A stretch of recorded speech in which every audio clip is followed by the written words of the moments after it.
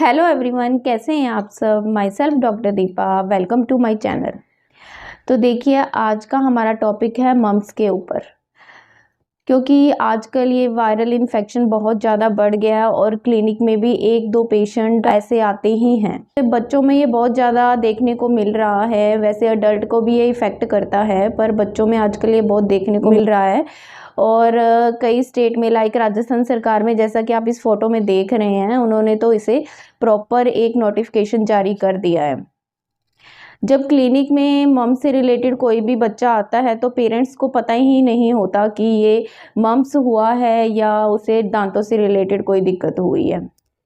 तो मेरा पर्पज़ इस वीडियो को लेकर यही है कि मैं आपको छोटा सा एक ओवरव्यू दे सकूं मम्स के बारे में। देखिए, मम्स क्या होता है। मम्स एक वायरस है जो मेनली क्या होता है, हमारी जो सलाइवरी ग्लैंड है, पैरोटिड सलाइवरी ग्लैंड है, उनको ये इफ़ेक्ट करता है। और ये मेनली क्या होता है कि ये 2 साल से लेके 12 साल के बच्चों को इफ़ेक्ट करता है। बड़ों में भी ये हो सकता है अगर उनकी इम्यूनिटी वीक है या उनका वैक्सीनेशन नहीं हुआ है, पर मेनली ये बच्चों को इफ़ेक्ट करता है। अगर एक बार मम्स हो गया है तो बहुत रेयर होता है कि ये लाइफ में दोबारा हो। अब बात करते हैं कि ये फैलता कैसे है, ये स्प्रेड कैसे होता है। देखिए, मेनली क्या होता है, ये वायरस हमारे सांस लेने से हमारे अंदर जाता है। और ये अगर कोई इन्फेक्टेड बच्चा है, स्कूल में है, तो क्या होता है कि जैसे वो बच्चा खांसता है या छींकता है तो उसके थ्रू क्या होता है कि ये ड्रॉपलेट जो सलाइवा निकलता है, सलाइवा के जो ड्रॉपलेट हैं वो आसपास के बच्चों को इन्फेक्टेड कर देते हैं और उनको भी ये वायरस उनके सांस के थ्रू अंदर पहुंच जाता है। मान के चलिए कि अगर आपके बच्चे को मम्स होने हुआ है तो वो 12 दिन पहले ही या 25 दिन पहले ही उसको वायरस उसकी बॉडी में गया है। मतलब इसका इंक्यूबेशन पीरियड 12 से 25 दिन का होता है।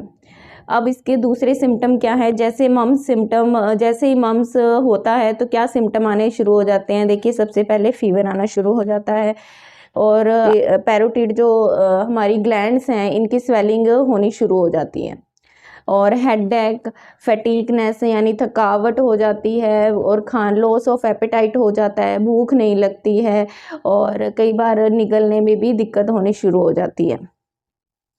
और अगर ये कई अडल्ट में भी होता है, अडल्ट की कॉम्प्लिकेशंस भी अडल्ट में अगर ये होता है, मान के चलिए अगर किसी प्रेग्नेंट लेडी को अगर हुआ है मम्स, तो उसके थ्रू ये बच्चे को भी हो सकता है और इसकी कई कॉम्प्लिकेशंस भी होती हैं। अगर इसको कईयों में जैसे इम्यूनिटी नहीं होती है या जो कॉम्प्रोमाइज पेशेंट होते हैं, लाइक एड्स वाले, HIV वाले पेशेंट्स होते हैं, तो उनके अंदर ये बहुत सारी कॉम्प्लिकेशंस भी हो जाती हैं उनमें। लाइक जैसे ये ब्लड के थ्रू ब्रेन में पहुंच जाता है, जिसे हम मेनिंजाइटिस कहते हैं, वो हो सकता है।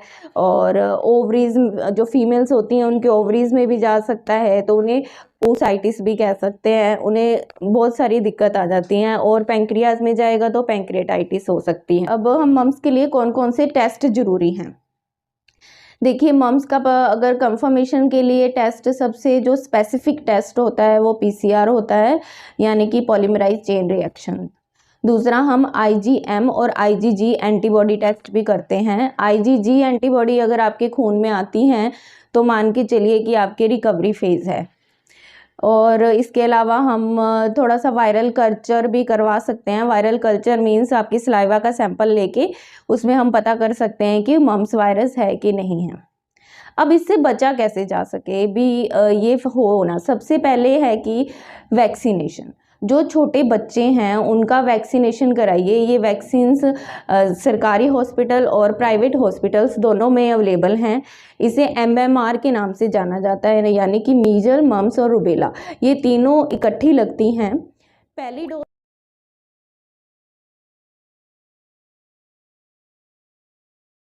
जाना जाता है, यानी कि मीजल, मम्स और रुबेला, ये तीनों इकट्ठी लगती हैं। पहली डोज इसकी लगती है 12 से 15 साल पे और 12 से 15 महीने पे, और दूसरी डोज इसकी लगती है 4 से 6 साल पे। तो सबसे पहले वैक्सीनेशन करवाइए। अगर बच्चा छोटा है तो उसका वैक्सीनेशन ज़रूर करवाइए। अगर आपका वैक्सीनेशन नहीं हुआ है तो देखिए क्या है कि आप थोड़ा आइसोलेट रहिए, ऐसे पेशेंट के संपर्क में ना आए। और दूसरा है कि अगर आपको मम्स हो गया तो उसका उपचार क्या है। देखिए, उपचार के लिए क्या है कि आप सबसे पहले अगर आपको मम्स हो गया है तो आप कोई भी सिम्टम रिलीफ की दवाई ले सकते हैं। जैसे बुखार की दवाई होगी, इसे जैसे पैरासीटामोल, ये दवाई आप ले सकते हैं। पानी ज़्यादा से ज़्यादा पिएं ताकि डिहाइड्रेशन ना हो, और नमक के पानी के कुल्ले कीजिए ताकि इन्फेक्शन वहाँ जल्दी से जल्दी वॉश आउट हो सके। और अगर स्वेलिंग ज़्यादा है, उससे आराम के लिए आप आइस पैक और हॉट पैक भी लगा सकते हैं। आइस पैक और हीट पैक भी लगा सकते हैं।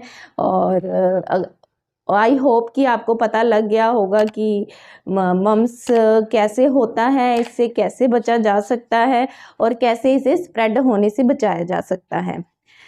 तो अगर आपको मेरी ये वीडियो और ये थोड़ी सी जानकारी अच्छी लगी हो तो please do like, share and subscribe my channel. की वीडियो से रिलेटेड कोई भी इंक्वायरी है तो आप कमेंट करके मुझसे पूछ सकते हैं। Thank you.